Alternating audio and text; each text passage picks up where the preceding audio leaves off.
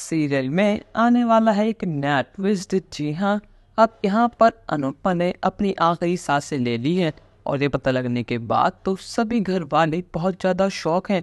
पर लेकिन यहाँ पर अनुज ये बात मानने वो तैयार ही नहीं है कि उसकी अनुपमा ने उसे और उसकी आदिया को हमेशा हमेशा के लिए छोड़ दिया है। अब यहाँ पर सभी लोग जानते हैं कि अनुपमा चाहे कितने ही दूर रहे, पर लेकिन ये दोनों कभी भी एक दूसरे से प्यार करना बंद नहीं करेंगे, चाहे मरने के बाद ही क्यों नहीं।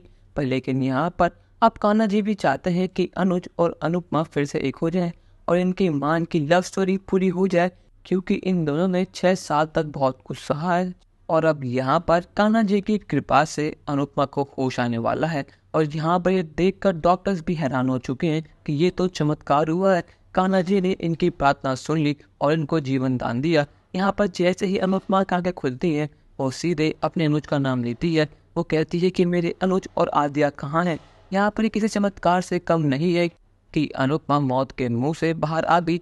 आज अनुपमा और अनुज ने फिर साबित कर दिया कि इन दोनों के प्यार के आगे वो मौत को भी हरा सकते हैं। और आज बिल्कुल ऐसा ही हुआ। यहाँ पर अनुपमा ने अपनी बेटी के लिए अपने जान देने के बारे में एक बार तक नहीं सोचा, तो इसीलिए अब यहाँ पर कान्हा जी ने इन दोनों के प्यार को अपना लिया है और इन दोनों को फिर से एक करा दिया है।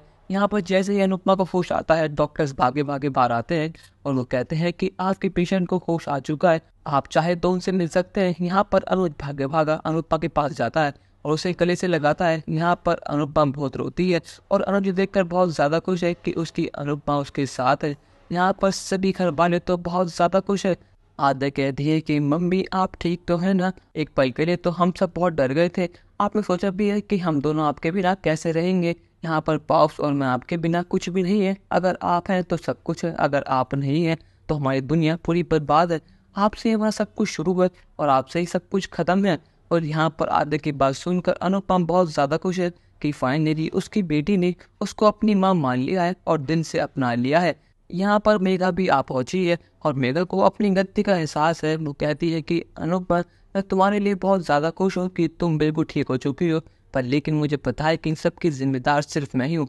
आज मेरी वजह से तुम्हारी जान खतरे में आई है, पर लेकिन मुझे अपनी गलती का एहसास है।